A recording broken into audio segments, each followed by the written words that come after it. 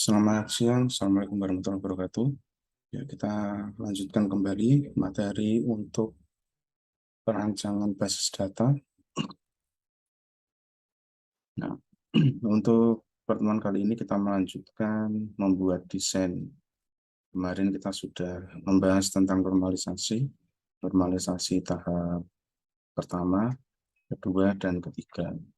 Nah, dalam membuat sebuah database, itu yang pertama harus dilakukan normalisasi terlebih dahulu, dengan tujuan untuk mengkelompokkan data yang ada di dalam suatu sistem informasi. Nah, kemarin kita di tahap pertama, yaitu normalisasi tahap 1, itu memasukkan semua data ke dalam tabel. Kemudian normalisasi tahap 2, mengkelompokkan masing-masing data tersebut. Kemudian normalisasi tahap 3, melengkapi data dari masing-masing tabel. Nah, kali ini kita masuk ke tahap keempat, normalisasi keempat, yaitu membuat desain. Desain tampilan dari masing-masing tabel dan ada hubungan kardinalitasnya. Nah, pertama-tama di sini kita membutuhkan sebuah aplikasi untuk desain, bisa menggunakan Microsoft Visual Visio ya, Microsoft Visio, atau bisa juga menggunakan aplikasi DIA diagram. Nah, di sini saya sarankan pakai DIA diagram. Tujuannya yang pertama ini aplikasinya ringan, yang kedua freeware, jadi bebas lisensi. Oke, yang pertama kita download dulu aplikasinya jika belum ada. Kita buka Google Chrome, kemudian di sini kita masukkan kata kuncinya yaitu DIA diagram.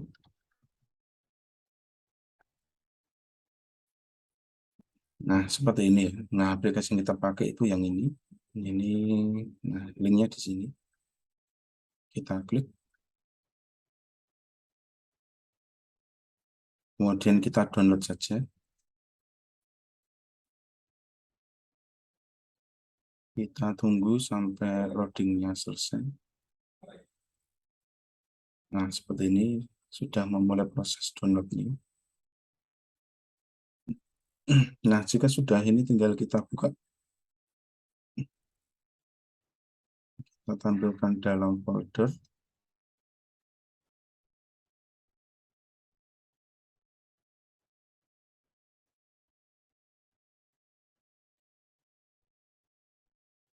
Nah, ini kita buka saja, klik kanan open.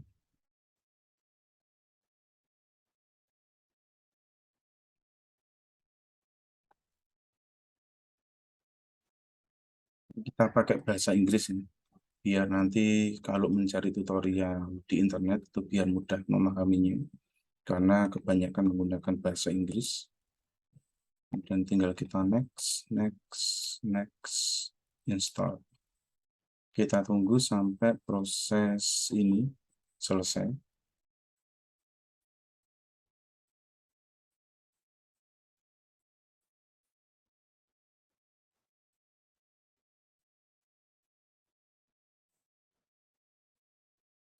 Kemudian tinggal kita centang, kita klik finish. Nah, seperti ini. Nah, ini saya share ulang ya. Nah, di sini lembar kerja dari DIA diagram. Nah, di atas ini ada toolbar. Kemudian di samping sini ini adalah icon yang nanti kita pakai. Kemudian di bawahnya ini komponen. Nah, komponen ini menyesuaikan kita mau mendesain apa. Nanti bisa kita pilih di bagian other set. Nah, kemudian ini bentuk garis yang di bawah sini. Kemudian lembar kerjanya di sini. Kemudian langsung saja yang pertama di sini kita ingin membuat basis data. Jadi yang awalnya di sini berisi project kita ganti menjadi other set. Kemudian di sini kita pilih yang database. Nah, seperti ini. Simbol tabel itu yang ini. Kemudian ini simbol relasinya. Nah, yang pertama kita masukkan tabel dulu. Kemarin ada beberapa tabel yang sesuai studi kasus yang sudah ada. Ini saya buat 1, 2, 3, 4. Yang pertama di sini ada tabel 1 ya. Kita klik kanan, kita pilih properties. Kita atur dulu di sini nama tabelnya. Misalkan TB underscore kasir. Kemudian di sini kita centang use bold for primary key. Nah, jadi nanti kalau sebuah field dinyatakan menjadi primary key, dia akan dicetak tebal. Kemudian lanjut ke bagian atribut. Nah, di sini kita masukkan ID kasir. Nah, ID kasir ini kita jadikan primary key, jadi ini kita centang di sini. Tipenya kita buat integer ya. Karena dia nanti sifatnya auto increment, jadi dia otomatis membuat nilai sendiri. Lebarnya kita buat 11, nah seperti ini. Kemudian kita klik new lagi, masukkan nama kasir. Nah, di sini untuk nama kasir kita pakai tipe datanya varchar. Varchar itu tipe data teks yang bisa menampung banyak karakter. Nah, seperti ini. Nah, kalau yang ID kasir tadi kan pakai integer. Kalau integer ini berupa bilangan, jadi dia bilangan 1, 2, 3, dan seterusnya. Bawah kasir kita bisa kasih alamat. Tipenya sama, kita buat varchar.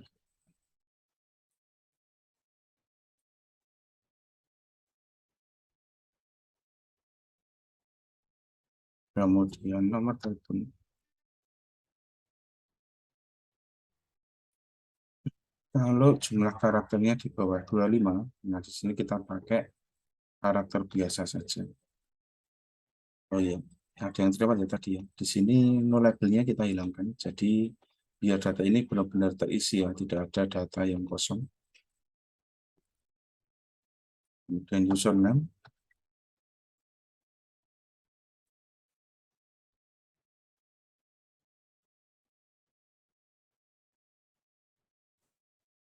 Dan password.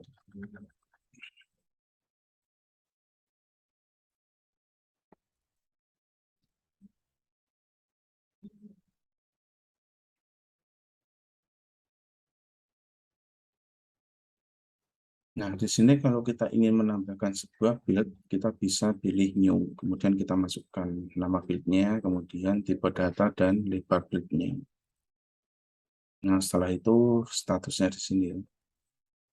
Nah, kemudian delete ini digunakan untuk menghapus jika ada yang salah, ada field yang tidak diinginkan bisa dihapus. Move up ini memindahkan ke atas, move down memindahkan ke bawah. Kalau sudah, kita klik OK. Nah, seperti ini, tabel kasir sudah jadi ya. Ini salah ketik. Nah, kalau kita ingin merubah lagi, kita bisa klik kanan, kemudian pilih properties. Kita ganti, ini namanya TB kasir ya. Nah, seperti ini. Kemudian kita buat lagi tabel satunya, klik kanan properties. Ini bisa kita rubah menjadi TB obat. Sama primary key kita cetak tebal, kemudian masuk ke atribut, kita buat new. Kita kasih ID obat. Integer 11 karena auto increment. Primary key. Kemudian new lagi. Nama obat.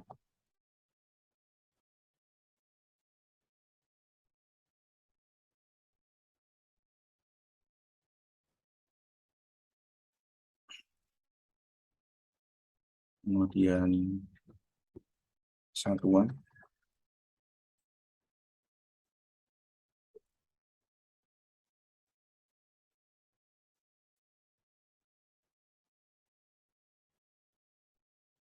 Kemudian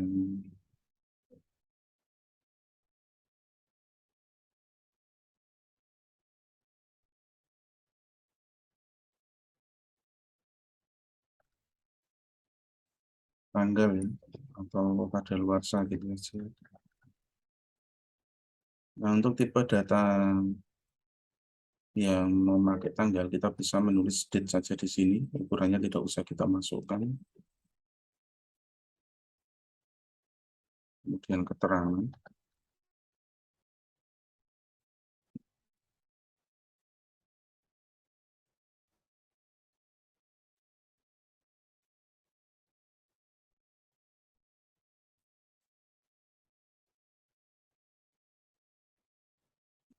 Kemudian di sini stoknya, jumlah stok. Pakai integer saja.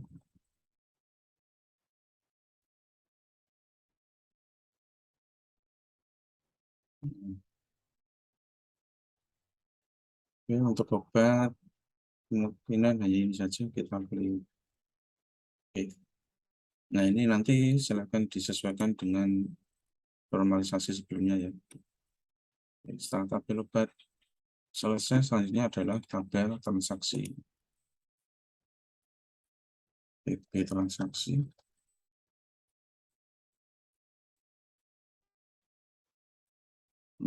Di sini jelas ada ID transaksi. ID transaksi ini bisa juga mewakili nomor faktur. Boleh pakai nomor faktur atau ID transaksi, pilih salah satu.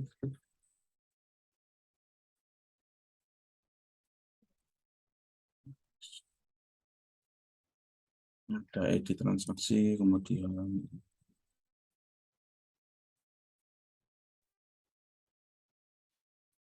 ID kasir, tugasnya siapa,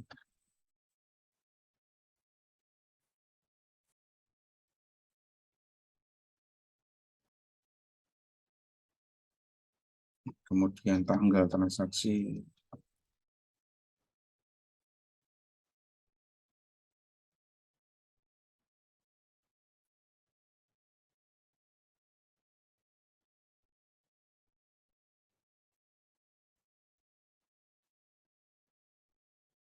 jumlah total ya, total bayar,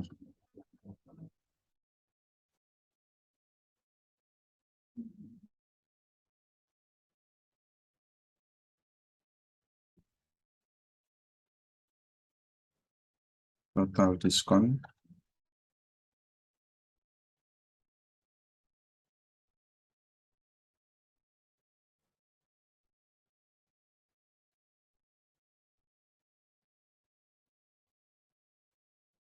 nah, kemungkinan hanya ini. Nanti kalau ada yang belum masuk data di sini, silahkan disesuaikan sendiri sesuai dengan desain normalisasi tahap ketiga. Kalau sudah, kita klik OK. Kemudian tabel terakhir, yaitu detail transaksi.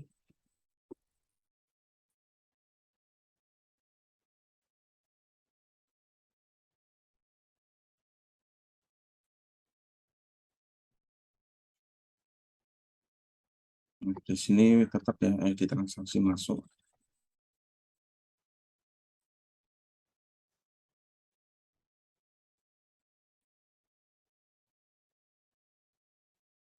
Kemudian di bawahnya ada ID obat yang dibeli.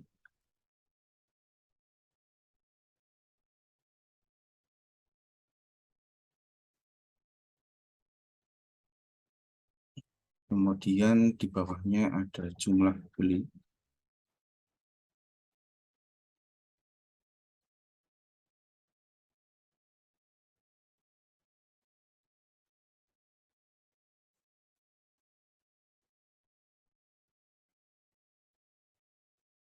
Oh ya, di tabel obat tadi ada yang kurang ya. Seharusnya ada harga ya.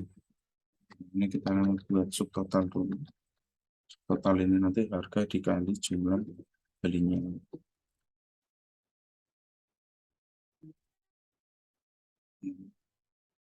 Kemudian saya rasa sudah cukup ini.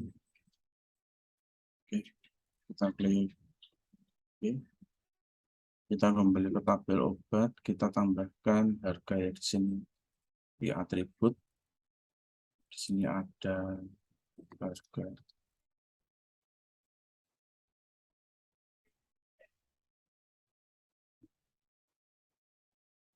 seperti ini kita tinggal naikkan saja,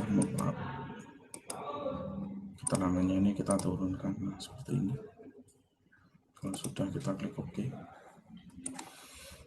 Nah, sudah jadi, sekarang tinggal membuat hubungan kardinalitasnya. Nah, kalau ada field yang belum masuk di sini, nanti silahkan kalian masukkan sendiri. Karena ini saya pindah komputer ya, kemarin desainnya tersimpan di komputer yang lain, tidak ada di sini. Jadi kalau ada perbedaan nanti silahkan disesuaikan. Nah, sekarang agar bisa menjadi rangkaian sistem yang saling terhubung, nah di sini kita klik reference. Nah, ini bisa menyatakan hubungan kardinalitas. Di sini ada ID kasir. Kita klik di sini. Kita paskan di primary key-nya. Kita hubungkan dengan, oh ya sebentar, ini masih ada panel. Untuk mengatur tebal tipisnya garis kita pakai di sini. Kemudian ini tidak pakai panel. Seperti ini. Kita kembali klik di sini. Kita hubungkan dulu. Nah, misalkan seperti ini. Nah, jadi di sini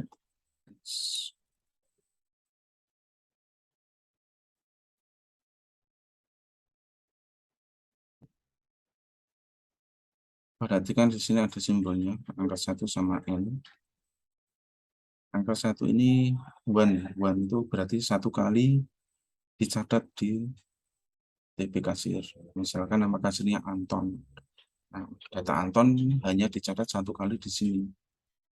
Tidak boleh double. Kalaupun ada dua orang dengan nama Anton, nanti dibedakan berdasarkan ID kasir.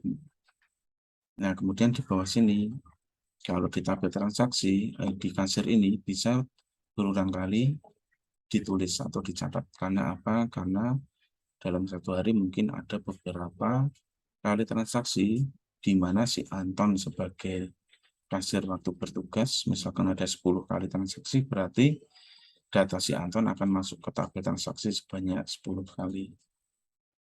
Seperti itu. Nah, dari tabel transaksi, ini jelas dilanjutkan ke detail transaksi. Dari detail transaksi ini kita ambil, nah di sini untuk edit transaksi, nah kita tarik ke edit transaksi yang di bawah sini. Ini bisa kita taruh atas ini untuk menghemat ruang. Nah, sama edit transaksi di sini dicatat satu kali, tetapi di detail dicatat berkali-kali. Selanjutnya ID obat.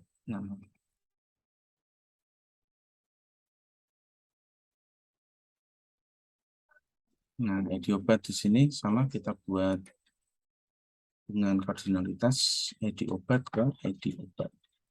Seperti ini. Nah, dengan cara seperti ini sudah terrelasi dan saling terhubung, membentuk satu kesatuan sistem. Nah, seperti ini.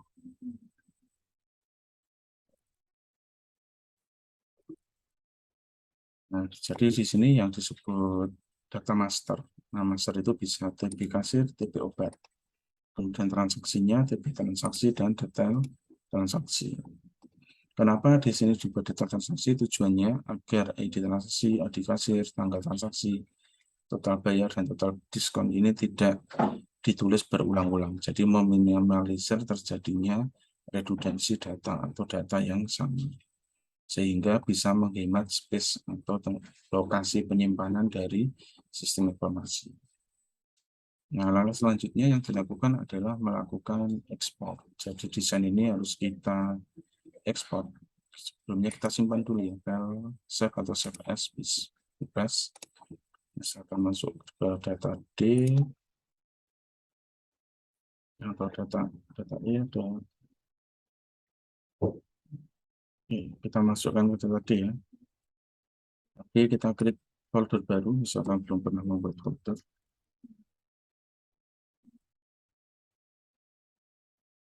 Nah, seperti ini. Kemudian kita kasih nama.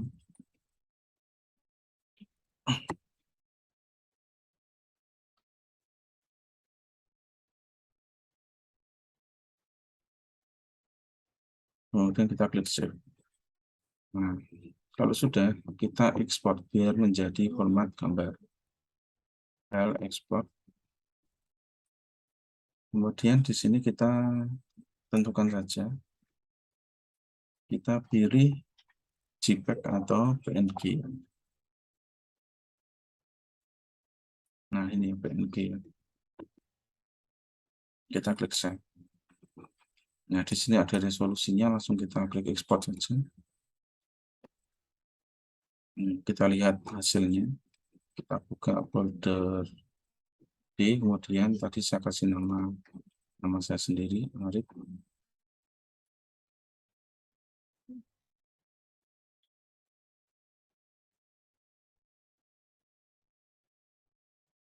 Nah, seperti ini. Hasilnya ini sudah berubah gambar dan bisa diinsert dalam MS Word atau yang lainnya. Nah, kayak demikianlah untuk materi hari ini. Jika ada pertanyaan, silakan ditulis di kolom komentar. Nah, kemudian untuk soal latihan nanti silakan mengerjakan soal latihan yang ada di kelas Siber. Tujuannya untuk mengukur apakah sudah paham terkait materi pertama kemarin dan juga normalisasi tahap 4 ini.